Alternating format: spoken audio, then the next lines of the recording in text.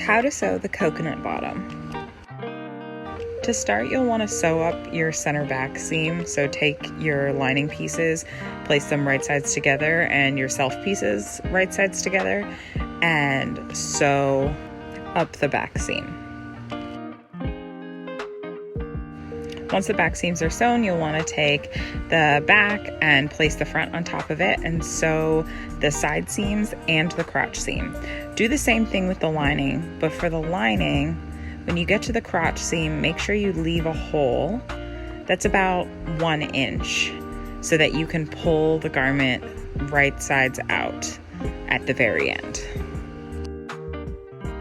Once you're finished with the side seams and the crotch, you'll want to take your lining, flip it right sides out, and place it inside of yourself at the waist, pin at the side seams, and then sew the lining to the self at the waist.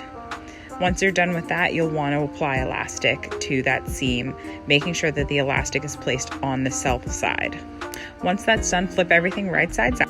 Next, to sew up the legs, you'll want to take, at the crotch, take the self in one hand and the lining in the other hand.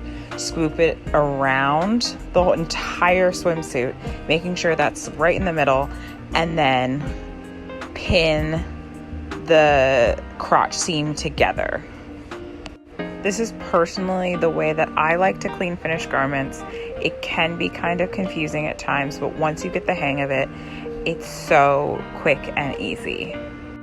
So you want to sew around the leg, and as you're sewing, you're going to be pulling the swimsuit out so that you can get more of that leg seam to sew up as you go, and then apply elastic to that seam with the elastic on the self side. I like to do the elastic immediately after I finish the seam. It just makes things much easier.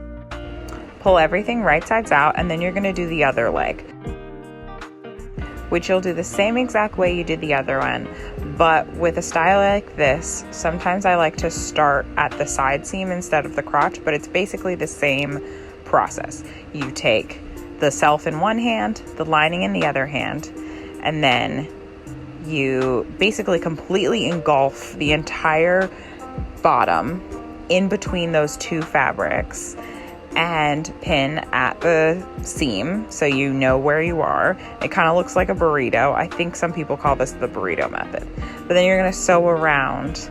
And as you can see here, I have the entire swimsuit inside between those two layers.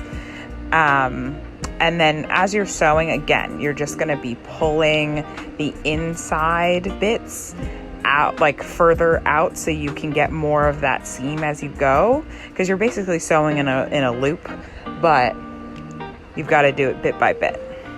I will say one downside to sewing bottoms this way is that if you mess up, you won't know until the very end, because you'll sort of get this continuous infinity loop of madness that will never turn into a swim bottom. So if this happens, you just have to unpick it and start over.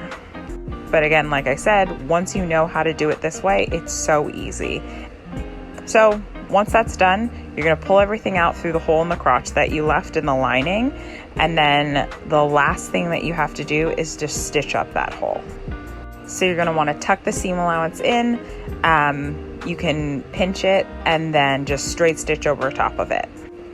And then that is the very last step, and you're all done with your coconut bottoms. This pattern is available in our Etsy shop. Like and subscribe for more sewing videos. Happy sewing!